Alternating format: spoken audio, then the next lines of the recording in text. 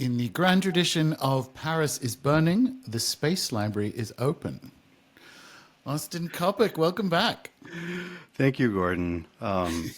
It's good to be here amongst the shelves. Well, I think the burning question that is on everyone's mind that we should open the show is, how is the space baby? Tell us about the space baby. Oh, so the space baby has been a herald of revelation for me. There's so much to say, there's so much, and then there's the difficulty of putting it into words, and then there's the difficulty of finding words that don't sound completely trite. So part of what I'll say is, during the first couple weeks, I discovered that almost everything everybody had ever said about becoming a parent was true. Like almost all of the cliches, like 90%, like, oh, that's why everybody says that. But I've never had my nose rubbed in the truth before. In being asked, how is it being a new parent? The best response I think I've come up with was that it's like being in love, because it is. It's like being in love for the first time with someone, and also, picking up full-time shifts in a coal mine simultaneously. Like, it's just both. Things I've learned: baby poop doesn't smell nearly as bad as I thought it would. It certainly gets everywhere. But I don't know. Can you ask me something more specific? It's not a thing that's happening in my life. It is my whole life for months and months. And so it sort of encloses everything right now. That's good. I think that's why, it's an actual space baby. I'm into it. I think that works. Yeah. It's the thing at the end of the space movie. It's pretty good. Yeah, right. Oh, and he looks like that. It's it's definitely a new challenge as an astrologer to just waiting for him to arrive. I had to really stop myself from before the labor, but even during the labor, which was it was harrowing. It was like 52, 53 hours. And almost all of that was back labor, which is bonus painful for those of you who know about that. But it was very difficult to not be aware of which signs were rising and which were setting, and be like, oh, but I mean, wouldn't it be nice to have that ascendant? And it's like, it's so out of your hands. It's counterproductive to think like that. And you certainly don't want to be like, oh, if you get it out in the next 9 minutes, that would be considerably more fortunate. If you don't get it out in the next 10, maybe wait 2.3 hours, right? Like that is, not only is it counterproductive, but it's a sort of bringing an alien stupidity to the traumatic majesty of the moment, the initiatory traumatic majesty of the moment. And then now that he's here, it's Lucian Coppock. Now that Lucian's here, I'm sort of tasked with making sure that my astrology is useful, right? That I'm anticipating fussy baby days, or seeing challenges in advance and being better adapted, versus just using my decades-long study of astrology as a sort of sock puppet or instrument for parental worry and fear and concern. Interesting, because I was sort of going to ask that. Like, at this age, in the sub 6 month, they're just a randomly sleeping poop machine. So but you also kind of know like TCM stuff. And so do you think about, oh, he's awake at lungs o'clock, or like, is any of that stuff going on in the back of your head? Yeah, definitely. There's a lot. Like, one of the simple things that I suspect would be useful right off the bat, that has been, is just, if you know the natal chart, then you can know what each circuit of the moon around the sky and therefore around the chart is activating. And so there are days when, for example, for me, like when the moon, there are 4 days a month when the moon is only connected to the Mars and Saturn malefics in my chart, and those are always more challenging days. And so for him, he has certain days that I'm like, I think that's going to be a more challenging baby day because it's, it's all Mars Saturn, or it's all difficult stuff. That should be an easy baby day, and then getting to watch it unfold. And so just understanding the chart in the context of just the moon, right? The moon hitting the whole chart every 27.3 days has, is simple but incredibly useful, right? Because you're going to live those 27.3 days over and over and over and over and over again. And then, there's as I was looking through the H2 stuff, I was like, oh, there's this eclipse and, there's this Mars retrograde. And, I found popping into my head, I'm like, ooh, how's that going to be for Lucian? Right. It's like, I don't love this phase of the Mars retrograde for Lucian. Like, right. What is that going to look like? Right. Yeah. And so, I mean, I don't love it for me. I don't love the eclipse. Yeah. Oh no, it's hard on the lobster people. But it's like, but what is like Lucian's not going to join the military service. He's not going to get in a street fight. But it's like, oh, so there's going to be some teething then. Yeah. Okay. Like, what does Mars look like for 6-month-year-old or 9-month-year-old? It's like, oh, that looks like that looks like fussy baby days and abundance, and that probably looks like screaming, teething, fun time. Interesting. So just this is going to be a fascinating. I mean, obviously, having a child, I presume, is fascinating, but this is going to be fascinating to be able to have the space goggles on for this process. Like, that's cool. I like it. Yeah. Well, speaking of space goggles, we should do what we classically do, and I guess begin by looking back over H1. So, yeah, what are your thoughts on H1 on this side of it? I feel like that was a good forecast. The themes were like it was the like, is this World War III meme? Yeah. And the red herrings, like, is this going to be it? I don't know. Is this going to be it? We had so much, there was so much escalation and what looked like it was going to be escalation, but was just fine, like, quote unquote, just fine. It was a Mars-Palooza. Yeah, it was. The red herring thing, I thought about it, like, it is a good forecast. And I thought about it so what turned out to have happened when Iran was firing rockets at Israel was that they were using their old rockets, their old slow rockets, and they were testing the Iron Dome, and they were testing to see if there was US technology supporting the use of Israel's Iron Dome, which turned out to be yes. But that's literally like red hair. That's literally like, oh, is this World War III? It's like, no, it is fire, distracting fireworks in the sky, quite literally. And when that happened, I'm like, I'm glad you brought that. Yeah, I'm glad you brought that incident up because I was just thinking about that one specifically.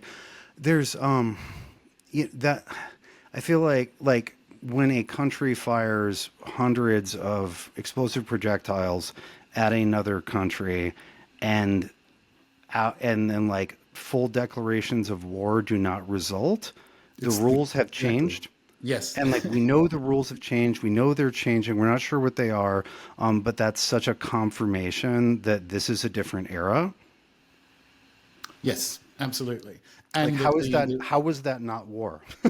If somebody gave you that plot point ahead of time, you would have been you would have not been seen as a fool to think that to then predict that there would be, mutual declaration of war and mobilization, et cetera, et cetera. Which, as you know, I am 99% certain does happen this decade, but not yet. And the thing that fascinated me was like, how is it, let's just say, scheduled for 26, 27, 28? how is it scheduled for that when we're doing these kind of things now? Like when it's getting worse in Eastern Europe, when it's getting worse in the Middle East, and the answer is, oh, like this. Like, as you say, how is this not war? It's like, it's not fake exactly, but No, because no, it's it's not, not. because the rockets are fucking real. But it's not World War III yet. No, well, and what? So I've been thinking about, using World War III as a stand-in phrase because we've talked about like the last, I don't know, couple years, when we talk about basically Saturn and Aries time, like World War III as a stand-in for events then. Comes up, and I've been like, well, it's not, but that's, is it codename World War III? And so I've been thinking about like in what ways is that a useful phrase, and in what ways is it almost, is whatever happens almost certainly different? And one of the thing, I guess the thing that's most solid to me is that World War II was in some ways a nightmare of order, whereas I think whatever, quote unquote World War III is a nightmare of chaos. Like it's not lining up in teams, and there's the Axis and the Allies, and then everybody lines up on the field of play. Like I think it's much more chaotic and multipolar, and they're if we're imagining that, the instead of the United States joins the team late after doing a lot of physical and financial support of the Allies, but everybody stays on the same team the whole time. I feel like one, you don't have teams, and whatever alliances or teams will be present may shift significantly over the course of instead of the conflict, I would say the conflicts playing out, because I do think we have lots of conflicts reaching their peak all within the same year or two. But is that I'm not sure that I'm not sure how much team play there is. Yeah, so the team play thing's interesting, right? Because at the moment, it's almost like the US has an undead army, like, because Europe doesn't have a choice but to go with what the NATO diktats are, and that's going to change at some point as it goes bad. So there's sort of weird situations, like, anyway. But I think, I agree, it's going to look different, but I think it's because it's going to look worse. And I think a nightmare of chaos is that, like, we're in a fourth turning. We've never had a fourth turning without total war, like, according to Neil Howe's model. So the difference between mid 20th century and now is chaotic and more bombs. And so, but for the purposes of this H2, I bring you good news. It's not in the space weather for H2. No. Whatever. Yeah, again, whatever the whatever. I'm going to call it the nightmare of chaos. I like it. Rather Like, than World War III. it's sort of like it's Warhammer coded, which means I definitely like it. But It is. I yeah. wasn't even thinking about it that way. Okay, yeah, no, it is. It's chaos in that sense too. Yeah. It's Chaos in the old world, literally. There you go.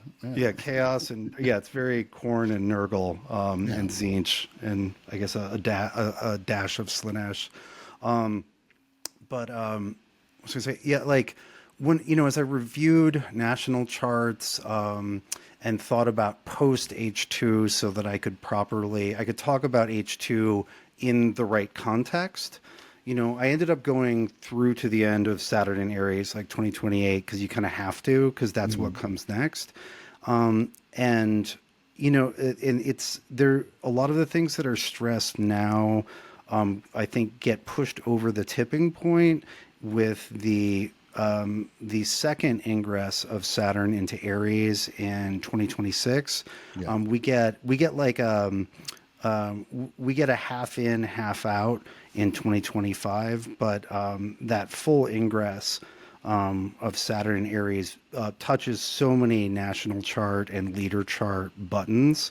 I think we can not sleep well, or or at least not in not lulled. We won't be lulled into dreamy rest by H2 or even H1 2025. But the nightmare of chaos is still a little ways out. It is. It's just that it doesn't happen all of a sudden, and we're gonna see these, like, internally with nations. You see problems that everybody knows about, isn't happy about, continue to get worse. And matters of international relations and like those tensions, we're just going to see things continue to get worse, and I think it's hard to understand ahead of time because we don't have good models for it. Because in our lifetimes, really probably the whole 20th century, if a country fired hundreds of explosive projectiles at another country, they were just at war, and the war would then begin. But we're in a place where there can be escalations that used to mean like just full war that just don't anymore. And so these escalations are hard to interpret. I think as we're obviously working according to some new model of international power relations that I was not briefed on. Yeah, exactly. And that kind of, an interesting part about that for H2 is that definitely, it's funny, we say escalate, and I'm going to come back to that, but that might not even be the right term. No, and it's because it's more, and people laugh when I said this last time, but like when I said the West is going to end the way Britney Spears gets out of a car, it's a descent into chaos. Like, but this is like standing at the top of the stairs holding some silver trays filled with knives and chainsaws, and you're falling down the stairs over the next several years, and then at the bottom of the stairs you land on a landmine. And so when we're talking about an escalation, it's actually just a descent into cat-kisto-fuckery between now and the main event. And why I want to mention this in terms of H2 is that we were planning this. It's like H1 is a Mars story. H2 is also a Mars story, but different. And it's actually more like Scorpio Mars, which means it's more of this shit. It's more about the whole like, wait, is this war? What are you people doing back there in the shadows? Or not even in the shadows. Substantial representation from both column A and column B. All right. Anything else for H1? Because I do think like the theme sort of nailed it. And the theme we're going with this time is in that sort of shadow play area. Like we were throwing back terms like the Nine have left Venus Morgul, they crossed the River Ison on Midsummer's Day. The idea is that the shadows, the shadow kings, they're about in the land. They're doing whatever. This is coming back to what we just saw with things like the Iron Dome. It's like they're fucking shit up out there in the land for a thing that comes next. Right?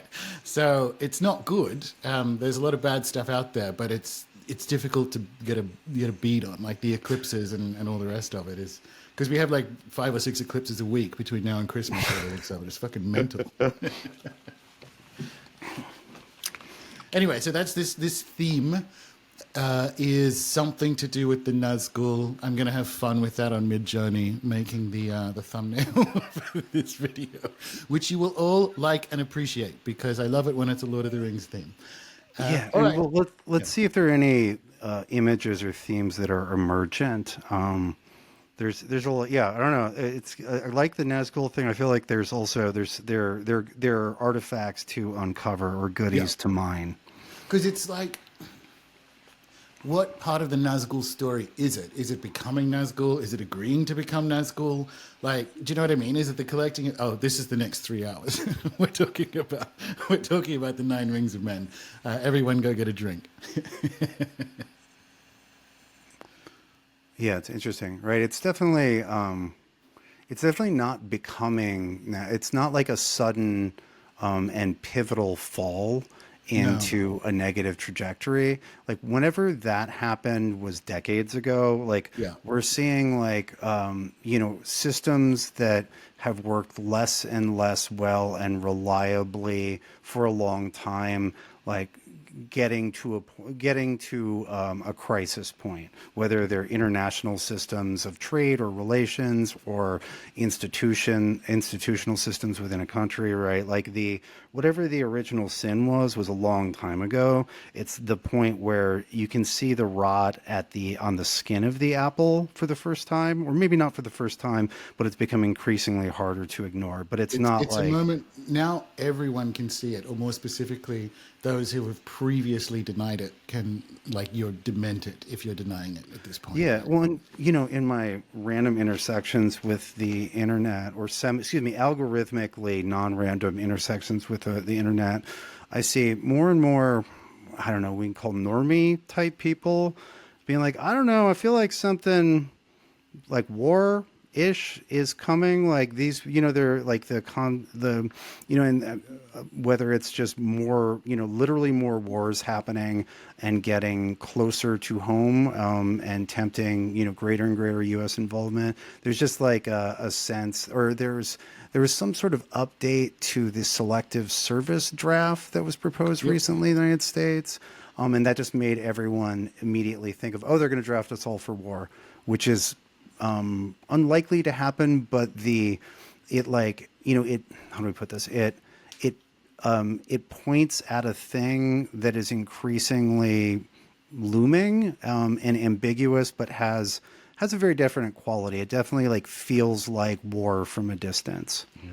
I will say not everyone gets drafted, but the draft is definitely in the model for about 27, 28. So they're definitely doing this. So the update was that names are automatically added to the eligibility roll for the draft, whereas previously you had to volunteer your name for, not draft, but national service. And now that's automated. And what they'll do with that over the next several years as they roll out the digital ID and digital currency is like that's how you prevent draft dodging, is that you can actually switch off entire families' money. So if they're going to use it, or at least they have it, they would like to be able to use it if they need it. But it's it's stuff that you see coming, going like, man. The only good news I've got for you there is like it really is in a couple of years' time, but it's something to, I think, navigate around, because we see the build out of something similar here in Australia. Like we already have our digital ID, so yay! All right, H2. Do we want to go by month, or do we want to go by like space story cluster, like eclipses, Mars, Uranus, and so on? Yeah, let's maybe do themes. Like there are a variety of things that happen. Again, it's still a Mars story. Yeah. But it's Mars doing very different things in a very different phase. And I would say that there are just kind of two important Mars things. Whereas Mars really sort of ran the gauntlet / lined the gauntlet for H1. Mars was doing like supervillain team ups with different planets. It was like Mars Pluto, then it was Mars Saturn, then it was Mars Rahu, and there are only, I would say, two significant things for Mars in H2. The first one is very acute, but doesn't last that long. And so that is Mars's conjunction with Uranus right atop or in line with the star Coppock Algol, and that's basically right in the middle of July. And so that is, just to break that down, with Mars-Uranus, Uranus is surprising, shocking, destabilizing, can be is often present for very cutting edge, revolutionary, disruptive in the obnoxious tech sense things. And when you have Mars and Uranus together, both Mars and Uranus are pro volatility. And if we're thinking about Mars as that which is governing that which is potentially volatile or flammable, and just needs a spark, the volatility of Uranus is the perfect companion. And so whatever Yeah, so Uranus basically sets Mars stuff off. Also, historically, just to bring the cutting edge quality of Uranus into combination with Mars, like that which the tools of conflict, warfare, et cetera, it's worth noting that the two nuclear weapons that were used in warfare in Hiroshima and Nagasaki were dropped while there was a Mars-Uranus conjunction. Interesting. And of course, we should note there was a Mars-Uranus conjunction in Gemini. That in the Declaration of Independence chart for the United States has a Mars-Uranus conjunction in Gemini, which is exactly the same sign. So that was the recurrence of Mars conjunct Uranus in Gemini for the United States. It's, there's a Mars-Uranus conjunction every 2 years, so we're not looking at nukes getting dropped every time. It often looks like big bad accidents, but when it's intentional, you see the deployment of what are for the time cutting edge weapon systems. So that's Mars-Uranus in general. Now, it just so happens that this conjunction is almost perfectly in line with the star Coppock Algol, which is the head in the Medusa constellation.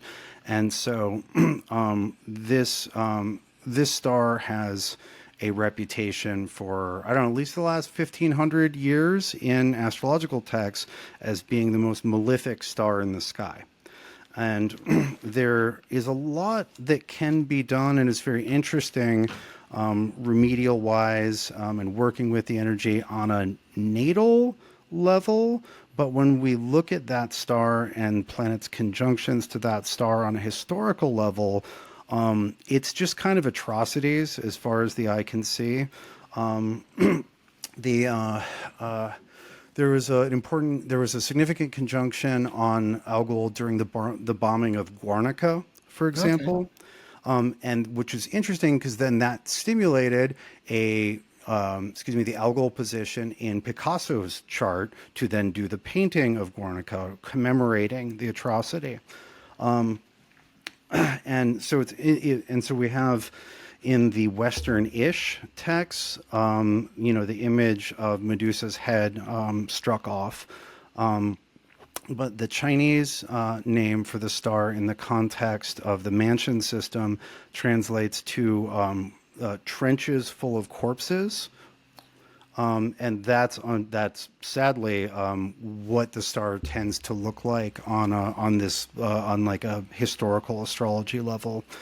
And then the ghoul, Ras Al Ghul or Kaput Al Ghul, is a reference to the corpse-eating jinn called a ghoul, right? Which is where we get the D&D monster, which is an undead creature that eats corpses. So you have this connection again to the corpse trenches with the spirit which feasts on that, right? Anyway, so. When you add that star to Mars-Uranus, you get something very quite potentially ugly. I'll share the one precedent that I found for Mars conjunct Uranus conjunct Algol was during World War II, and it was actually the planning and execution of a Polish ethnic cleansing by the occupying Soviet forces. Mm-hmm. And that's a horrifically on point. And I'd love for nothing even remotely parallel to be the case again. But that was the last time that happened. Where is it? Because we were talking about this beforehand, and the reality of forecasting for the next few years is going to be this kind of unpleasantness rather than bunnies. Where is that in the EU chart? So the Mars-Uranus conjunction. It's right on top of the moon in the EU chart. The EU has the moon at 24 Taurus, and that is part of I should say, a tense and tight configuration in the EU chart. So it's Moon in Taurus in the 10th at 24, and then tightly square Saturn in the 7th in Aquarius at 23, and then tightly configured to Mars at 23 Scorpio. And so that like 23, 24 of fixed signs is a huge trigger point in the EU chart.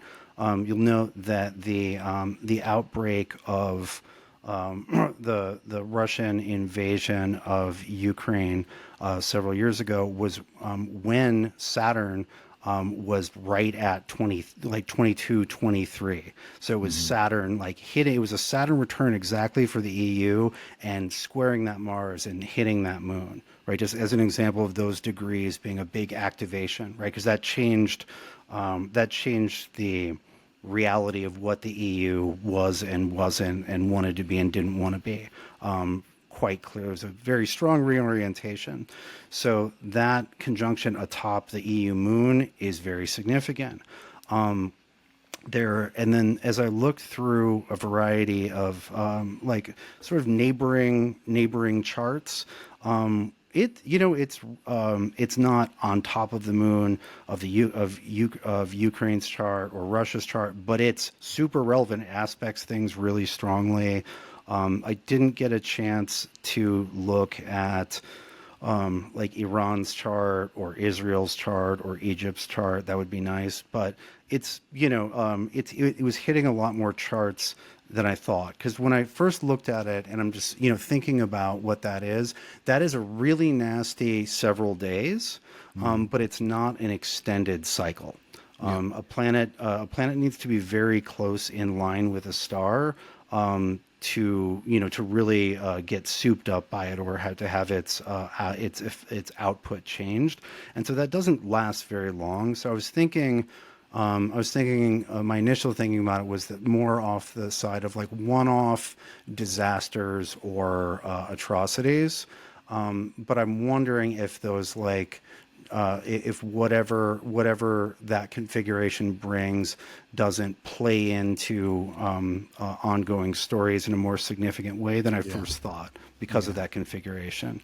Yeah. And one other thing that's very consistently, one set of charts that's very consistently Algol-y is the modern British royal family.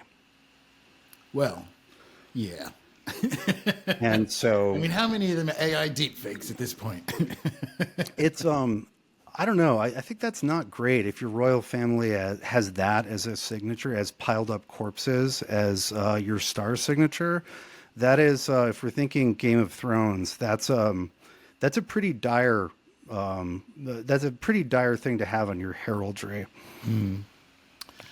Yeah, I don't know. People seem to have missed this at the beginning of the year because, like, honestly, my two favorite things about H1 was the missing princess and the Willy Wonka experience in Glasgow, which I still just randomly laugh at as the most magnificent thing to have happened in Britain in centuries.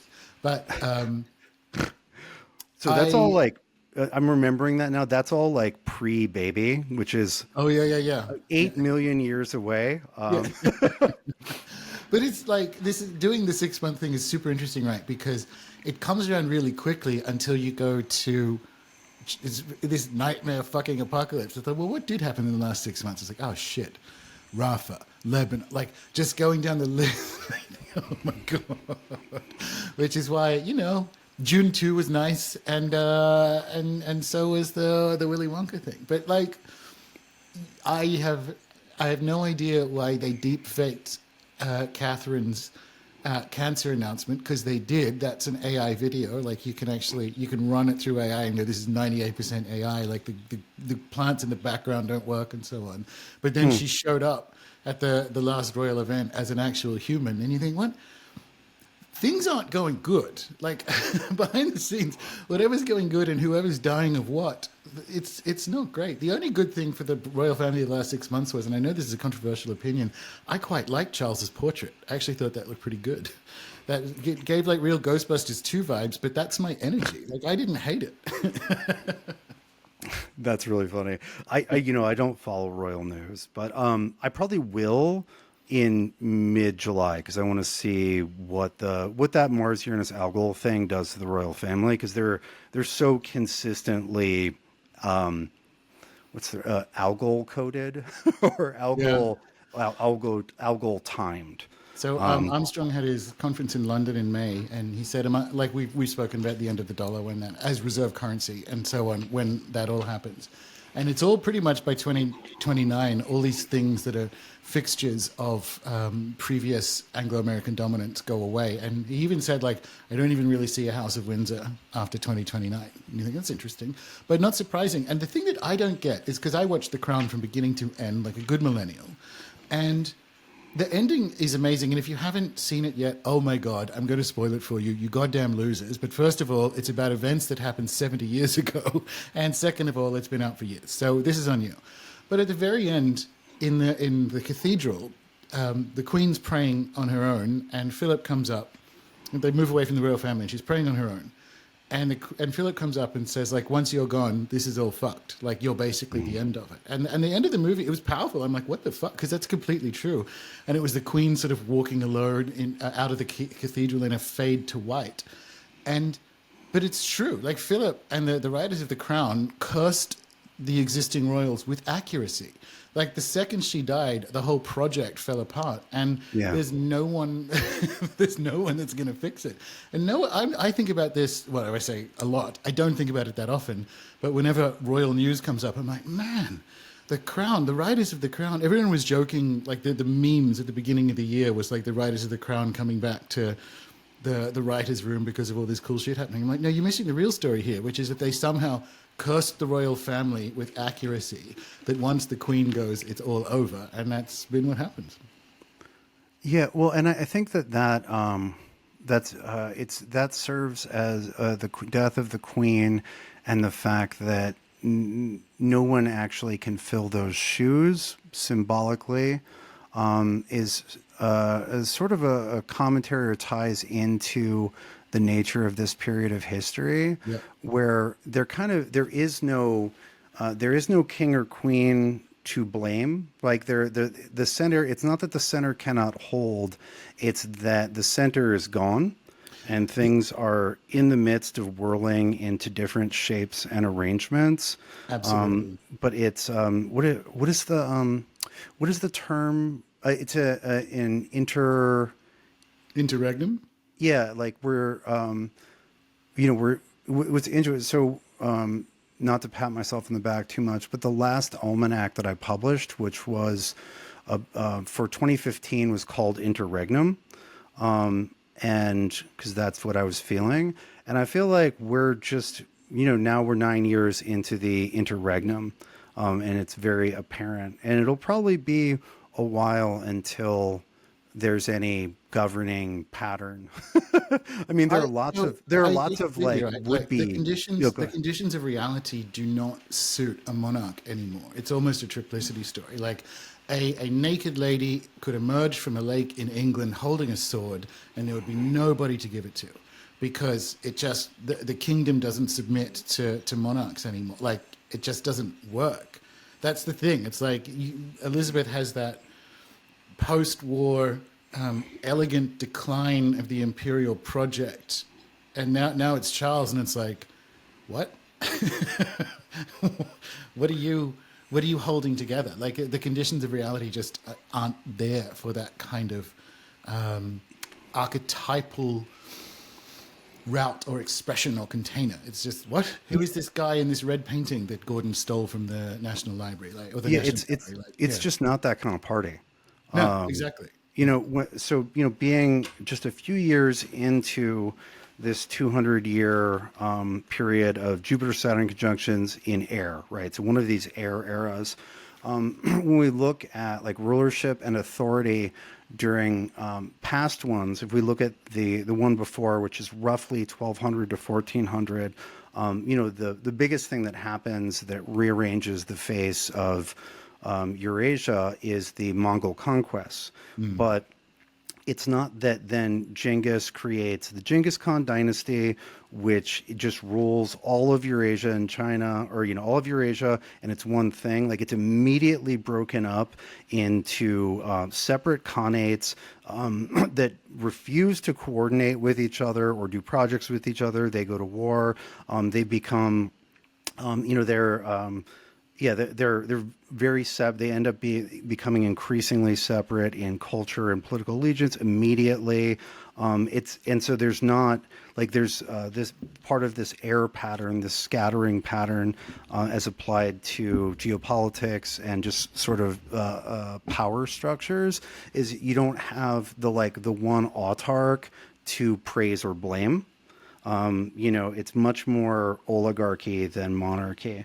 And then if you look at two instances before, like 400 to 200 BCE, then you have Alexander's conquest being one of the big rearranging, or one of the biggest sort of rearranging features. And again, there doesn't develop. Alexander doesn't hand down the Alexander kingdom and then that's ruled for several hundred years by the Alexandrian emperor. It's immediately broken up, at the second of his death. And it's interesting because, he is, according to legend, when asked who he was leaving the keys to the kingdom to, he said, to the strongest. And we don't have a record of what Genghis Khan said, but he might as well have said the same thing, right? There's these periods, these air periods have this scramble for power, this like rearrangement and not disintegration, but breaking up of like accreted power blocks that developed during the previous period. But then it's not, once they get broken up and rearranged, it's not that someone new gets to come in and rule the whole collection. You have a much more distributed, like more regional dukes rather than emperors sort of power distribution. That, I think, is the story of at least. So it's funny, it's interesting that this triplicity change happens with Pluto kind of burning off corruption in establishment and then burning off corruption in hordes and like groups of people, so that it's not like, oh, we end banksterism and end up in communism. It's like, no. Like, so it's sort of like by the 2040s, there's a non-zero chance that Ursula K. Le Guin's Always Coming Home will break out. And if I'm still here for it, I will fucking love that. But it's more nuanced than decentral, but that's not bad. It's the right direction. Yeah. Because what I think about like governance in kingdoms of air is that you live in the diffuse consequences of a big event. Like you live in the diffuse, like, so the legality is in the air of how we operate together, but it's not being administered by anyone. It's not like, all right, there's no center to it, and that's where like the Always Coming Home thing is like, man, that'd be pretty sweet actually. But it's not quite decentral. It's better than that, but it is in that direction. Well, it reminds me of the famous William Gibson quote. The future is here; it's just not evenly distributed yet. Yeah. And part of that is that the pattern of the future is not one pattern that everyone is subject to.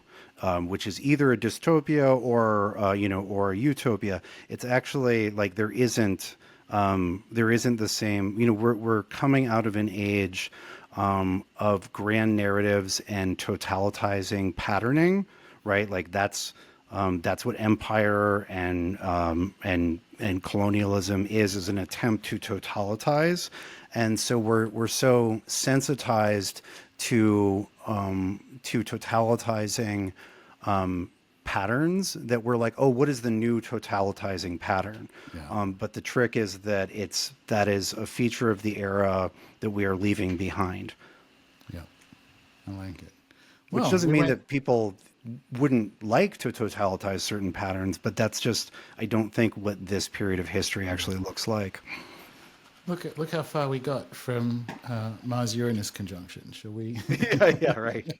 Let's do the eclipses, and I have a couple of questions. Namely, how much of my money do I need to give your wife to make sure I survive through them? Whatever tithing is, that 10% to the church. All right, done. Oh, and that reminds me. Speaking of my wife, Kate did a really sort of nice and personal write-up of her birth story, as jagged as it was. That's on the Stray and Sundry site. If people are interested, there's also 2 very cute baby pics. We're trying not to mascot Lucian, but we also thought it'd be weird to hide the baby forever. Yeah. But if anybody's interested, it was it was a bumpy ride, and Kate did a really kind of heartfelt write up. If anybody's interested. Lovely. Yeah. But yeah, the answer is about- 10%, Gordon. Yeah, excellent. Very good. All right. Yeah, they On were an talking about annual that on basis. the members, the new Rune Soup Premium member Mighty platform. They were sharing that story as we were talking about this. So there we go. Anyway, yeah, down to eclipses for us Angle folk and everyone else. Even though we said we weren't going sequential, basically July is nice except for the crazy Mars thing, right? And that's like peak, like let's call it 14th through the 20th. I forgot to mention before we do that, because I was going to say, we were talking about beforehand, when at the conference in May, the panic cycles were showing up in Socrates in July for Europe, in September for the US, or for the world rather, and then September, October, November for the US panic cycles in March, which is not surprising heading into an election, right? Like, no, and that tracks. Yeah. So that's why I asked about the EU chart, because it's one of the things that I suspect will align, that there's panic cycles in multiple EU markets in July, and we have that conjunction over the EU moon. So yeah. Yeah. Okay. So again, I like July other than that one thing, which, because it's a result of 3 points all focused on 1 degree, will not be evenly distributed. Right? Like that's a lot of bad in a very specific area. And there are many charts in places that won't get any of that. But then moving into August, just say August, there's a Mercury retrograde. For moving into it and working through it for most of it. More, let's say, there's a Mercury retrograde in August. If those tend to be a real pain in the ass for you, or if you work in a field that's affected by those, just be aware. It's not, I've seen much worse Mercury retrogrades last year and next year and the year before and the year before that. Like, it's not one for the books, but it's just part of the space weather. Things happen in September. Several different notable things at different time scales happen. One, on September 1st, and when I say dates, I'm doing like West Coast U.S. time. It'd be second for you. But on the 1st, Pluto regresses back into Capricorn.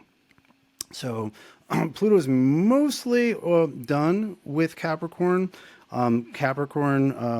have Pluto in Capricorn from 2008 to, in a sense, earlier this year. It was. And you can go back and listen to us talk about that a lot. Look it up. Like, a million people have a million things to say about it now that it's over. And then Pluto in Aquarius is going to run the next 20 years. But we have this roughly maybe 11-week regress back into Capricorn to finish up and, add an addendum, an epilogue, an epitaph to how that went. And so that's from September 1st until November 19th.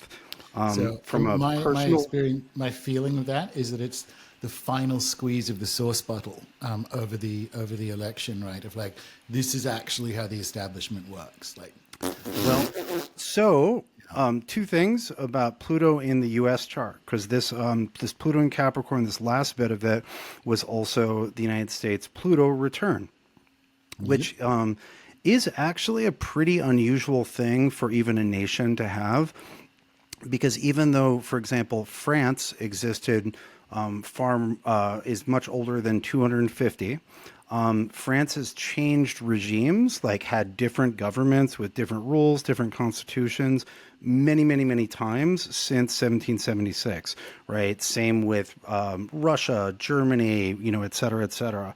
And so it's actually really interesting to see, like, the same constitutional documents, though amended, still, it's the same chart, right? The same chart still matters for the United States, whereas we would use different charts for Germany, for France, for Russia, for India, et cetera, et cetera. And so in the U.S. chart, or in the declaration chart, the Sibley chart, Pluto's in the second house for the United States, so it has to do with money stuff. One simple way of looking at that is that Pluto and Capricorn in the second house of the United States is the concealed caste or class structure of the United States, which is money-based, and it's Pluto, so the first rule of it is that you don't talk about it or recognize it, right? It's why American billionaires wear blue jeans rather than ruffles and wigs. And so there's a lot to say about what 2008 to 2023 say about American financial caste. But the other thing that it does is Pluto in the U.S. Sibley chart is in a tight opposition with Mercury, right? And Mercury has a very special role in the U.S. in the Sibley chart, which is Sag rising, and Mercury is the ruler of the 10th.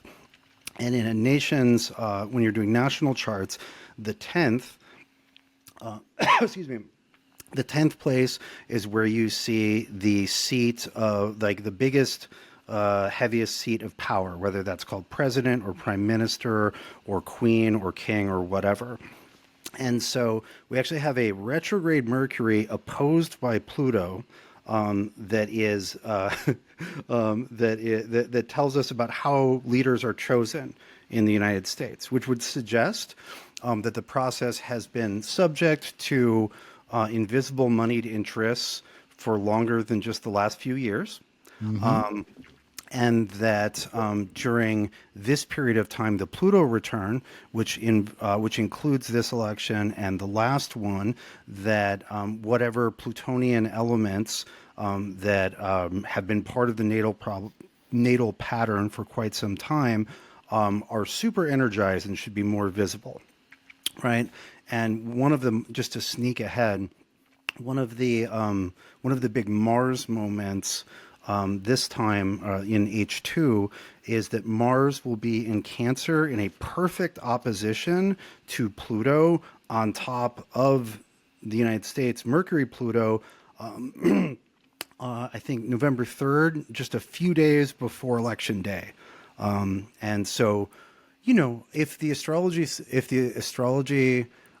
somehow painted a rosy picture of this election, I would probably begin seriously questioning astrology. But the astrology cooperates beautifully to illustrate a shady shit show. But anyway, but that's with, like with longer, civil unrest, like Mars and Cancer, anyway. right? But long-term thing, right? Pluto and Capricorn of the United States is financial, and it involves the process of picking 10th house people, right? Rulers. And so think about that as, from 2008 to now, as well as focus on this fall. Like that's what's going on with that. If you have planets late in cardinal signs, and I don't know how to put it. Trying to characterize. So I have very late Cancer rising, and so Pluto very late in Capricorn was atrociously dispiriting for me. It was like the despair giant treading heavily upon my neck. So if you're one of those people that felt relief when Pluto moved into Capricorn, or Pluto moved into Aquarius early this year, it's a little bit of a step backward, back underneath. There's got to be a better metaphor or image than getting stepped on by the despair giant, but that's how it felt to me. but there's it's back to that for a little bit, but it's only 2.5 months, and it's the last time ever. But there's a historical heaviness to Pluto and Capricorn. It feels very much like the cruel reality of the way things are and maybe have always been. I like that. I like that. I think the what Mars is doing, what Mercury's doing, what Pluto's doing over the election paints, I guess, it's going to be one of the flashpoint things that happens in the second half of this year. The absurd version of you could barely call it. No one's going to really call it an election. The stuff that's going to happen, like people who've recently arrived through the southern border being able to vote, like all kinds of crazy shit is probably going to be attempted. Yeah, I think, I was thinking like I think what can be said really confidently from a sort of would-be historian of the future's perspective is that this election will continue to, will do good work in continuing the significant erosion of the American populace's faith in the mechanisms of how leaders are chosen. Right, like 100%. There's it takes another big chunk out of what remaining trust there is in the system by which we do that. There's advice which we'll actually talk about. So we're finally doing a blended cycle model course as the second half of this year. Which, by the way, if anyone listening to this is the last 3 courses were the best I ever did. So Grimoires, Prayer, and the Foundations. And by the end of this year, just because the world's going to look different, the membership's going to look different. So join for this one. It's probably going to be called Time Magic, but it's all of this stuff. One of the things I'm sitting with is how that works as a time magician. And one of the things, even if you don't join, obviously, as we go through this ridiculous process, is to find your sense-making tribes, because it's really interesting seeing like the gaslighting and the people who. So as far as any real polls are concerned, for instance, Biden has is single-digit popularity, but the official media talks about this stuff like it's credible. So there's this kind of level of gaslighting. Not that it's a pro-Trump position or anything, but it's like you have to find your sense-making tribes, because nothing, you poor Americans, it's actually going on in the discourse sphere, I suppose, is going to help much in sense making through something. I think the good news is like you don't have to put too much energy into this demented process, right? Like put energy into things that are real. But that's something I've been sitting with. Speaking as an American, subject to the American madness making process, what does take energy is, should we say, disentangling your mind from the stuff that you hear, because there's so much. Like I would say, Americans have gotten really good at creating. Like American culture is very good at creating like brainworms. Like everybody's good at brainworms, and it's as simple as like a catchy YouTube title. But it's like they're like if you look at the internet at all, like you're subject to brainworms. And extracting the brainworms is sort of an ongoing hygiene thing as an American. I like that. And more than as an American, but especially as an American. From the outside, it looks just like, ooh. Yeah, it Not feels that things that are great way on here, the I inside. hasten to add, but like the rest of the world's looking out into the US going like, you're all okay in there? Can we get you anything? Some tea? a hot, moist towel, perhaps. But back to September. So yeah, Pluto, first day back into Cap for 2.5 months. And then a day and a half later, Mars enters Cancer. Right. And that's the same Mars that will in early November oppose Pluto and then go retrograde in early December. And so there is basically about, I think it's about a month and a half where Mars is in Leo. But other than that, Mars is in Cancer from September 3rd until April 17th. So it's all the Mars in Cancer. And I'd like to talk about the sort of phases of that retrograde a little bit later, because we have one other thing that's important in September. I can see why in a different cycle model, September is showing up, right? Because we get the Pluto, we get the Mars, and then we also have a lunar eclipse on September 17th, and that's the first eclipse on the Pisces Virgo axis. Our eclipses for the last while have been Aries Libra, and so this one we get one in 25 Pisces on September 17th, and it's a lunar eclipse conjunct Neptune exactly.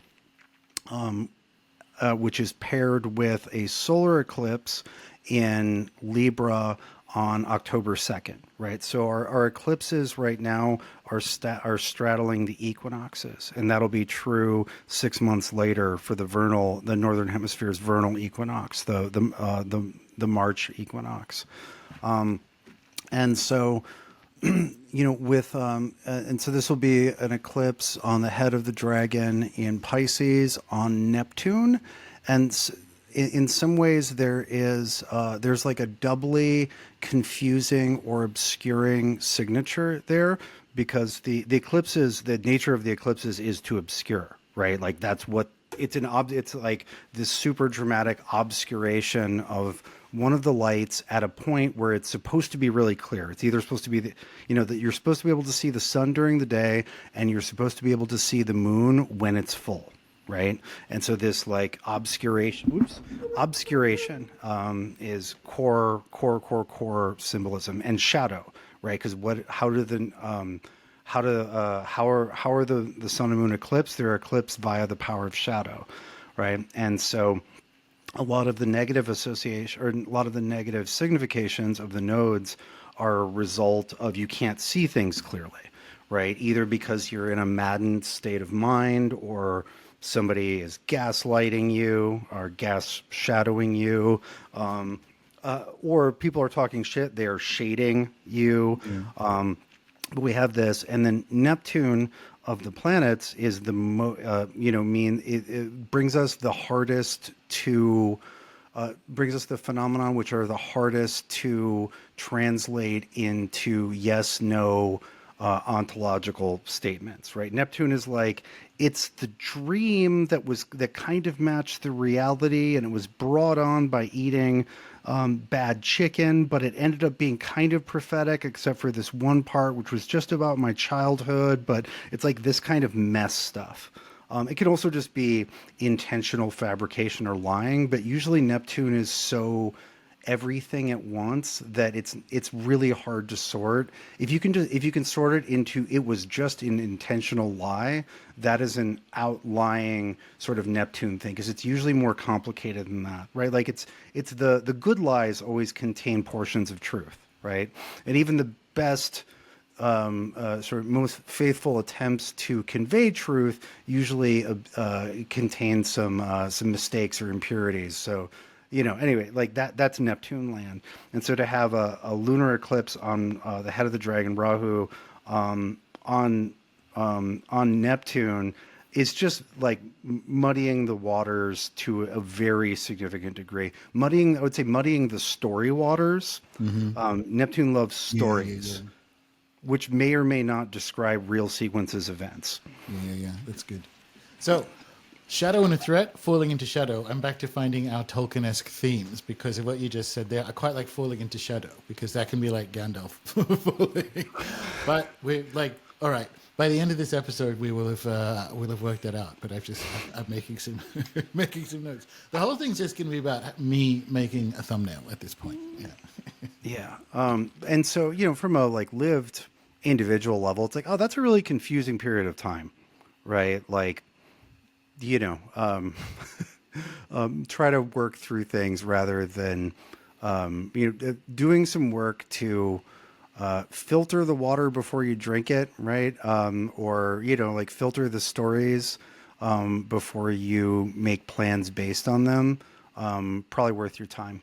Yeah, I like that. That's good. And so anything else on eclipses? Yeah, well, and so just worth noting that one, that's sort of a look ahead, because then 2025 is increasing. At 3 of the 4 eclipses in 2025 are Pisces Virgo, and then we get Pisces Virgo in the first part of 2026 as well. So that first eclipse in Pisces is a very confusing, dim look into the next phase of what gets eclipsed. Now, the one that happens 15 days later, which is the October 2nd eclipse, is in Libra, and that's the kind that we had earlier this year, that we had last fall as well. One of the that set of eclipses seems to be extremely tied to Israel and Palestine, both this time around, as well as I went back through it every single time that there have been the Aries Libra eclipses with the North Node in Aries. The tensions have overflowed into nightmare and atrocity every single time that that part of the eclipse cycle hit. We also had during the last iteration in April, we also had Iran, a lot of big events with Iran getting drawn into that. And so I wouldn't be surprised if the Libra one, it seems to light up that whole region as that horrific set of events continues to light up the whole region. But that's I would imagine that's geopolitically that seems to be what the Libra eclipse will light up.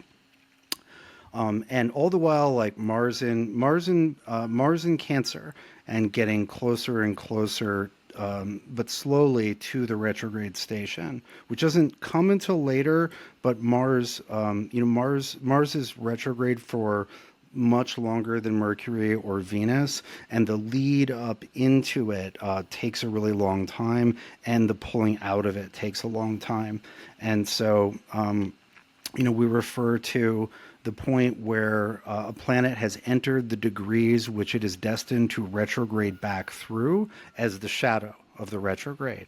And so Mars enters the shadow on October 4th, like right after that eclipse, even though it's not retrograde for another 2 months, like it's in shadow, and it's literally going deeper into shadow from October 4th until December 6th. So that speaks to, that's Mars literally in the home. That's the civil unrest over the period of the election and an attempt to install a president that one side won't believe the other and vice versa. But there's no way. There's no way it looks. There's no way there's any restoration of trust in the process, or that half the country isn't enraged and pushed further. So outside of the U.S. election, I did a little bit of historical digging on best matches for this Mars retrograde, which is hard because unlike other cycles, the Mars cycle doesn't like to fit cleanly into increments. Like there's a roughly 15-year increment that is like a half match. If we look at 2008, we get some Mars retrograde in Cancer, but half of it's in Gemini. This one is 6 degrees of Leo back to 15 degrees of Cancer, right? So it's 17 degrees of Cancer. And so it's mostly Cancer, but significant Leo. One that's a pretty good match is from November 92 to February 93. And so with Mars in Cancer, Mars is considered to be in its fall in Cancer, meaning that is terrain that is very difficult for Mars to navigate effectively. It's hard to Mars effectively there, and the terrain itself does not benefit from having Mars visiting. And so when you think Cancer, the domicile of the moon, it's, like war within the same family, right? Which looks like civil war, looks like nasty family conflicts where you can't just line up and resolve the conflict, right? Like if you go to war in the house, no matter who wins, the house gets wrecked, right? Yeah. So difficult, it's a difficult place to Mars. And so when I did a quick look at what happened during that period of time, that's when Czechoslovakia decided to split into the Czech Republic and Slovakia. It is also when the U.S. military, along with other UN peacekeeping forces, tried to intervene in Somalia. And like a nasty multi-faction civil conflict, and were by many reports tremendously unsuccessful. It is also Venezuela had an extremely dramatic coup attempt during that Mars retrograde, where members of the Air Force actually bombed the presidential palace for maximum theatrical civil war. Very loud. And then you also had the really tragic Bombay riots, or I guess Mumbai riots, which is Hindu versus Muslim, and there were 1,500 people were killed in those riots by the end. That's rioting on a scale that, or with an intensity that you don't see very often. That's, is it rioting? Or is it small scale warfare? And then talking about Mars and Cancer. So with Mars and Cancer, when there is like warfare, hostility, it tends to be passive aggressive, quiet, sneaky, sort of disabling. And so during that retrograde, the archives of terror were discovered. You probably know about the archives of terror, Gordon. It was basically it was a South American journalist who found the records of all of the Operation Condor shit.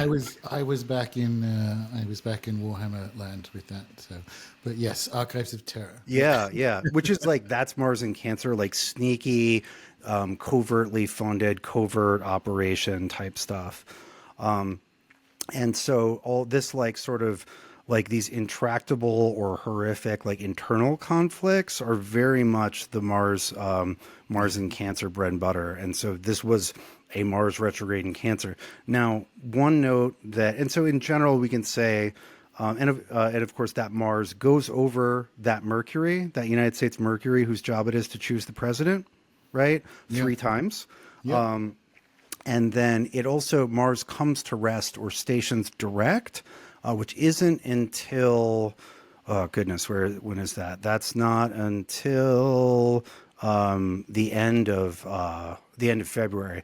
But the direct station is right next to the sun in the U.S. chart, which isn't great. The United States is definitely not, like the polarization trend is not about to reverse, right? That's not what we're doing right now. But the other thing, as I was thinking about this, something, because Cass Tyndall, a fellow crab lady, put a video out about Cancer at the beginning of Cancer season. And one of the things that I'm sitting with, because Scorpio rising, Cancer sun, loving this for me, is that this is going to hurt emotionally, like from one like moody shut-in bitch to another. Like this is going to, Mars in Cancer is going to hurt emotionally, like harsh words, bad feelings, get the ice cream, etc. But anyway. Yeah. And if you know anybody with Mars in Cancer, they often have an ability to emotionally wound when they're upset or angry. Like it's targeting the feels, right? Which may not be the most effective martial strategy overall, but is devastating in a personal context. Because it's meant to hurt. Like that's the kind of it's cruel words that are meant to hurt. Right. It's like knowing it. Well, and so with Cancer, we're looking at the activity of nurturing. And if you're like nurturing and caretaking, you're super aware of the weaknesses and vulnerabilities of who you are caretaking. Right. Like I'm very aware of this, having, a beautiful, perfect, adorable, genius baby. It's like, oh, let me help you with that. Like, oh, let me support your neck because that's vulnerable. Right. Let me wipe the poop off your nutsack because you can't. And so that same awareness of vulnerability with Mars, right, is like, oh, I know exactly where to get you. Now there is one piece of this 92, 93 precedent for Mars retrograde in Cancer that's super interesting relative to the presidential race this year.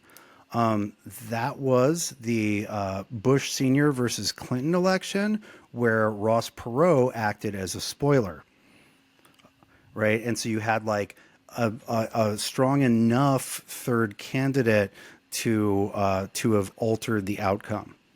And so I thought I wasn't looking for that. I was just like, okay, what happened then that made it into history?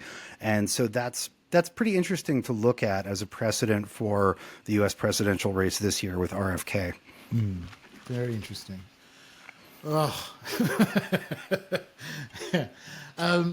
Anything else about 2024? Because this is stuff that I think this is a really good example of how the transits fit under the something shadow, something Nazgul theme about stuff moving around and not completing.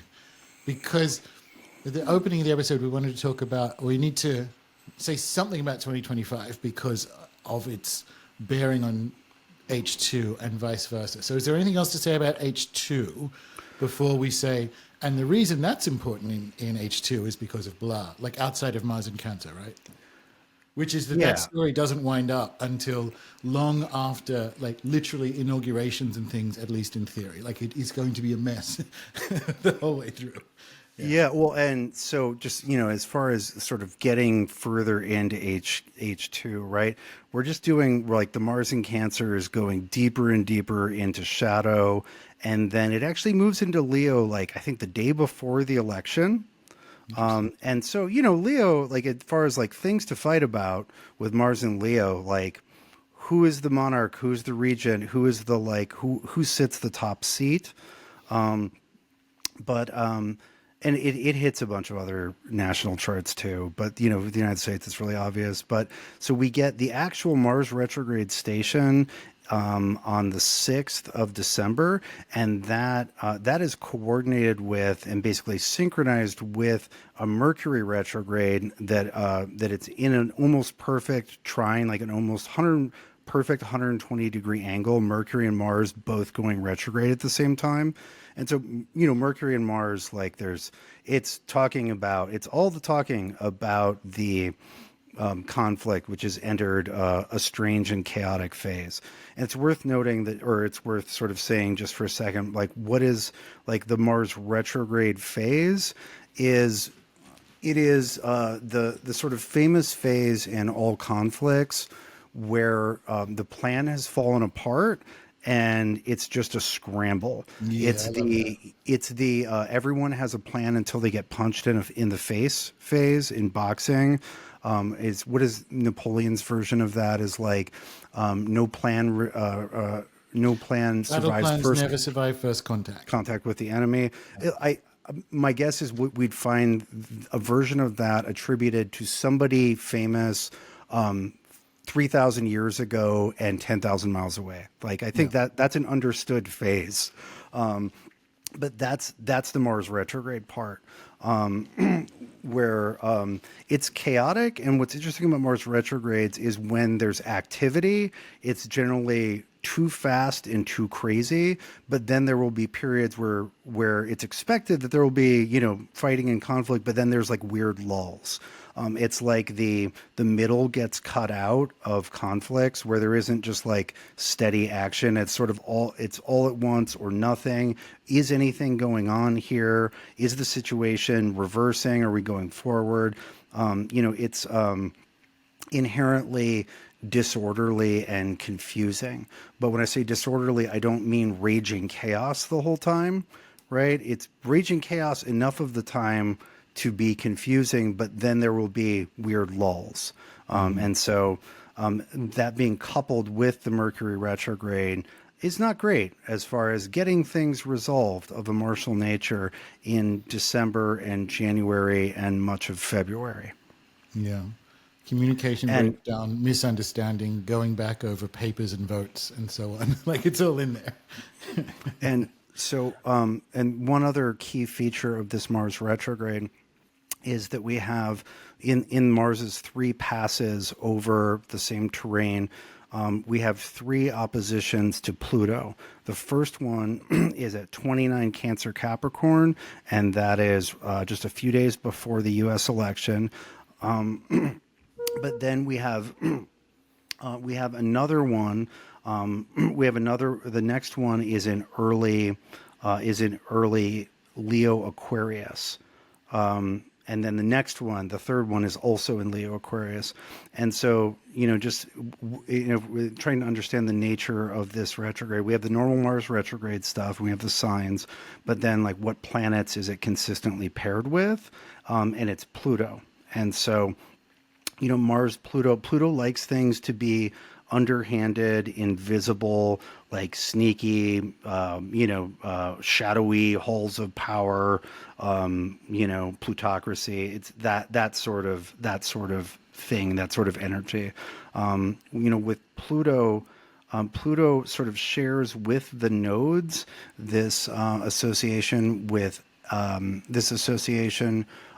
obscurity, but whereas the nodes obscure by literally casting a shadow, Pluto is so distant it can't be seen, and so Pluto corresponds in the human realm to either the underworld, right, which is like too far away from like normal citizen service level to be seen, or people who are so powerful that they are also invisible, right? Like the people whose net worth is 300 times that of what you think of as a rich celebrity, right? Or 1,000 times their net worth.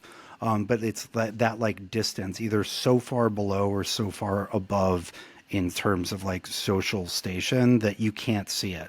And so actions from those places are paranoia inducing, because you can maybe see the impact of a thing, but you can't see it's very difficult to see the source of the action, which is often crazy making. Interesting. It also speaks, there's a couple of things that I guess you could say idiotic wild cards for H2 that I think everyone's kind of expecting, and when they roll out, it's another example of just people not believing shit. And it's running the same idiotic script, this time with bird flu, which appears to be amping up. And so it's like Mars opposing the beginnings of Pluto in Aquarius. If you have mass civil unrest and you can do things like switch off cell phone networks and all the rest of it to prevent gatherings and so on, when you look at the space weather for the US and the stories that they're vomiting out to try to keep everything running, it just looks ridiculous. But it's interesting, like that Mars does like 3 little Rochambeaus to Pluto as it's ending one corruption story and beginning another, and we've already had a taste of what that is. Yeah. I love that for Pluto. It's Pluto. Yeah, Pluto changing signs as ending one corruption story and then beginning another, and also beginning one, ending one decay story and beginning another corruption in that like Aristotelian sense. Pluto shows you like things who are like which are finally getting ushered into palliative care. Yeah. Right. I think like because this election is going to be they're going to be messes everywhere, but the US is the main actor in this play at this point in the time. So that's just what it is. The US's main character syndrome is exactly, but it is also it's the biggest economy. It's what happens now. It's what it is. So it has outsized importance, but it will be decades or centuries after this Pluto in Capricorn. Like the medicine of this is like no one for generations is going to believe the establishment on anything, and for good reason. Like they've squandered the goodwill that you build up, right? And to do it so quickly, it's really fascinating. You think a Pluto transit's long, and on the one hand it is, but the thing that he came up from the underworld to bring down was enormous and basically unparalleled in human civilization, which was the American post-war dominance and confidence. And in an astrological eye blink, it's like, nope, won't be doing that again for a while. And that's really cool. And I agree. Like it is the ending of a decay story and the firing up of the new corruption story, and giving that the time it has to run. Yeah. And that connects to a bunch of stuff. I don't know. Yeah, I don't know. I don't know if I need to get if there's. I should probably not get into my whole Byzantine America thing. Not this one. No. We'll need that. We're going to save something for the Christmas Byzantine episode. America is the future. The empire doesn't fall; it enters a distinct new phase, where it is an incredible regional power, but is no longer the main character. That works. Yeah. But that's like a preview because we've got to talk about something for the H1 2025 when that will be plainly obvious, to put it that way, because we won't actually have a decision over who gets to be Eastern Emperor, puppet Eastern Emperor, by the time we record the next one. It'll still be fought over. So there are different things that happen in H1, but it's the main thing is March. So in America, we have a college basketball thing called March Madness. Yeah. The entire world gets March Madness in 2025. Yeah. So there's, I'll try to sum this up. So basically between like the beginning and end of March, we have a Saturn, Neptune, head of the dragon pileup at the end of Pisces during eclipse season. So that head of the dragon is super active. And so we've got, the Neptune Saturn is part of the what the fuck is actually happening of the last year or so. So it's that, but like with eclipse obscurity, while, if that were not enough, both Mercury and Venus station retrograde, and then they both retrograde conjoin the North Node Neptune Saturn thing, all while that's happening. And in the midst of that, Neptune ingresses into Aries. It's Neptune in a new sign for the first time since 2012. It's all this like Neptune, all this Pisces, Aries, crazy, obscured, retrograde madness mess. And that's the last of the outers, or is it Uranus that like, because the outers all change into new signs? Like, I've already thought like playtime is over is going to be like the phrase for the H1 episode, something like that. Like it's a proper reset. It's such. I was thinking it's such. I think of Tywin Lannister exclaiming like madness and stupidity. For that, it's so crazy making and stupid. It's not as violent as other configurations. Mars is like still in Cancer. It's been direct for at least a couple weeks. It's got like a trine to some of that stuff, but it's not like a Mars-Saturn conjunction with that. It's not like a Mars-Saturn opposition. There's no like the quadrature, like the 90 and 180 angles with Mars-Saturn just like bring the violence. So it doesn't have that, which is great. And it doesn't have that like Saturn-Pluto like nightmare plague prison energy. But it is just, it is madness and stupidity. And we get the first taste of Neptune in Aries then, which will be the next 14 years of Neptune.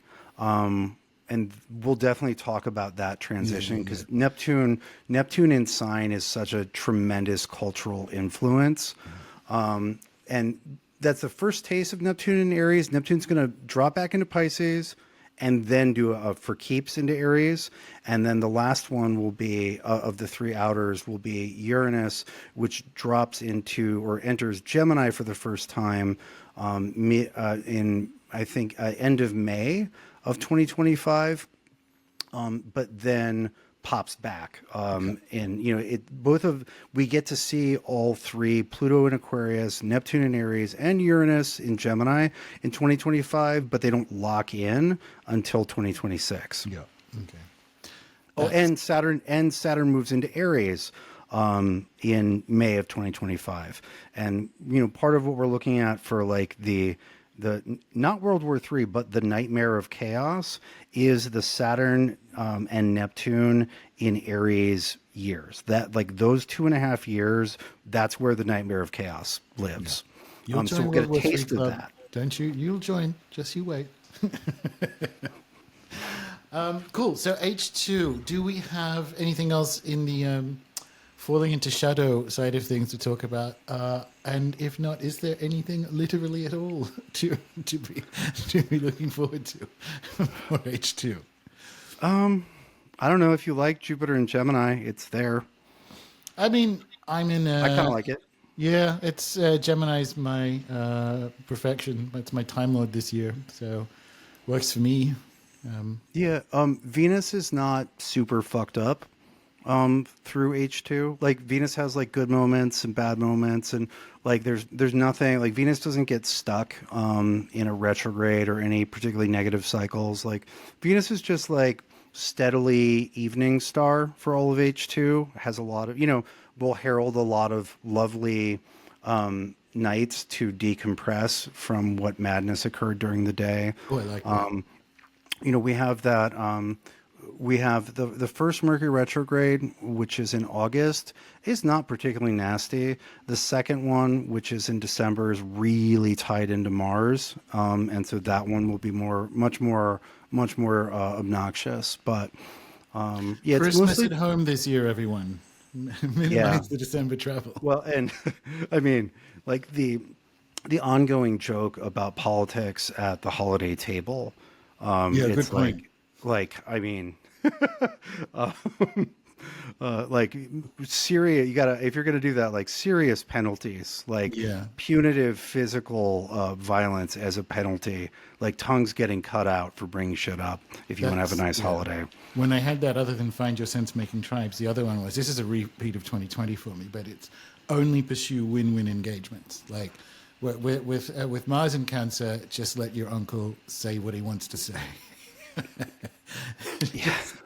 Just remember that you can, I don't know, open up your phone and message your sense-making tribe and be like, he just said this, or like, yeah.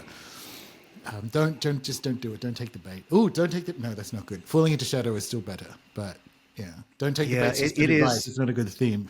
Yeah, it is. It is shadowy, like because it's Mars literally in shadow, and then opposing Pluto over and over again. Yeah. Like it's the whatever the full background, like the full behind the scenes story of this election is when it comes out in 20 years will be really interesting. Because like it just screams all sorts of moves behind the scenes, and so it'll be interesting to see what parts of that can be seen at the time, and then what comes out later. Nice one. All right. Anything else?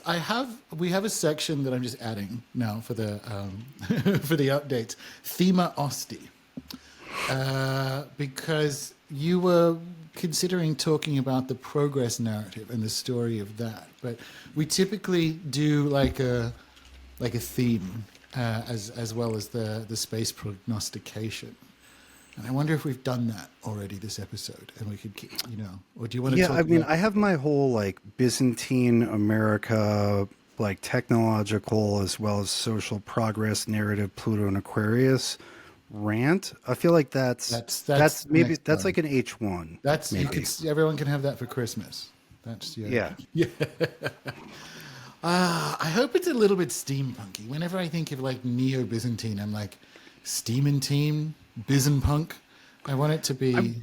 I'm here for the mosaics and the. I like the portraiture of saints from the Byzantine period. Robot nightingales. They're a bit nice, you know. So it was interesting is in House of the Dragon, which season 2 is coming out now, and Kate and I rewatched in preparation for that. We were watching some behind the scenes, and boy, those craftspeople are fucking amazing. But they used a lot of Byzantine aesthetics for the Targaryens, which are like the house. It's sort of the beginning of the decline of the house, because you know where that goes if you watch Game of Thrones. It's like 100 and what? It's just shy of 2 centuries before the events of Game of Thrones, but already there's trouble in that house. And it's a good tool for thinking about Mars and Cancer, war within a family. Oh, wonderful. It is. And then Dragon's Shadow, war within a family. And then it's also a lot of like the headpieces and this and that. Like they use huge Byzantine fashion inspo for the Targaryens, which I was like, oh, that makes sense, because that was a truly fabulous coronation gown. Yeah, it's kind of unfair to have this opinion, but I do nevertheless. I like House of the Dragon more than Game of Thrones, and it's unfair because Game of Thrones crawled, so House of the Dragon could run, obviously. But particularly when you're doing like a prequel situation, where the foreshadowing and the depth is already built in, because as you said, you know what happens. But I remember, because last year you guys, I think you rewatched Game of Thrones, and you said rewatch it, and I'm like, okay, I can only get 3 episodes in, and it's almost like the Queen thing again, where I'm like, I can't. It's too Pluto cap for me. Like I can't do it. And I couldn't. Like I got to the episode 2 or 3, and I'm like, where Sean Bean is made to kill his dog. They hadn't even made it to King's Landing, and I'm like, all right, that's this show. Like I'd emotionally prepared for the Red Wedding, and I'm like, oh no, wait, that's this show where every possible cruel thing could happen, and he kills his dog, and for some reason, even knowing everything else that happens, I'm like, you know what, I'm out. I went through it once, loved it, but I can't be in that world now. Whereas when House of the Dragon showed up, I just unhinged my jaw and swallowed it whole. It's fantastic. It really is. You know, Kate said the same thing to me. When we were, I don't know, watching the season premiere, or maybe when we were finishing up the first season again. It's really good. It's a more contained story. Yeah. And you kind of know how it ends, even though if you don't know how it ends, like, because you know what things look like a couple hundred years later. You know that I'm enjoying it a lot, and in some ways, it's its own thing, and it's like Game of Thrones was at certain points. It makes sense that it came out and captured imaginations during this time, because it syncs up with things really well during this time. Because where is it heading? It's heading into chaos, and like it's a chaotic, violent, shadowy interregnum. Yeah. Anything else you watched that was good this last half? Because I don't know how much time you've had for TV with kids, with 8 kids. I watched Furiosa last night, and it was absolutely magnificent. I'd heard yes and no, and I'd heard a variety of opinions that convinced me it was worth watching. And then a friend of mine was like, it's actually my favorite Mad Max movie. And I was like, really? And it was, I thought it was absolutely magnificent. Okay. I'll pick that up. I mean, you'll miss Charlize Theron, but it's still absolutely magnificent. I expected to enjoy it because I like things like that, and I like all the Mad Max movies. I love Fury Road, but I would have given a standing ovation if that were appropriate. Nice. It was magnificent. The thing I'm looking forward to filmically, well, Nosferatu, but also Alien Romulus, and I said this on the premium member Mighty Network, like, please, I don't ask for much. let this be a good Alien film, because it has such real potential. But I think in H1, it's stupid Buffy level fun, but I really enjoyed Renegade Nell on Disney, of all things. That was like really fun. And otherwise, I don't know if you've caught up on Abbott Elementary, but season 4, typically in longish running sitcoms, is where they get a bit unhinged, and it works fantastically. And it's usually by the end of season 5 that they've shark jumped. But as of now, like half of season 4 and the next half of season 5, I guarantee it's so off the wall insane from where it began that it's just delightful. So those are the two like TV highlights for me in H1, I think. Okay, yeah, I guess the only other thing that is new that we've watched is, it came out a couple years ago, is Yellow Jackets. Oh yeah. And Yellow Jackets is positively diabolical. I really like how they're sort of falling very organically into witchcraft tropes. It's not done with season 1 yet, maybe 3/4 of the way through, but very much enjoying that. Very good. All right. Well, yeah, we've done a really good run of this. So, what else are you guys? What are you doing? What do we need to announce to people that's got going on in H2? Like I said, it's going to be called Time Magic by the time it starts, but this won't be a Yeah. 3-month course. This will be about 5 or so. It'll be the rest of the year. If you're at all interested in how I combine like astrology with various other predictive models and what the ceremonial implications of that are, now is the time to do that. So that's my big thing. That and Yeah. I'm finally getting back to, after 6 months off, working on the next book in the Dot trilogy. So I'm looking forward to spending the back half of winter in Tasmania bookishly, which will be fun. Yeah, that sounds good. I'll probably I'll probably lurk on that class. So what do we got going on? So speaking of books, gonna finish up 36 Faces. Got quite a bit done in the lead up to the baby's arrival.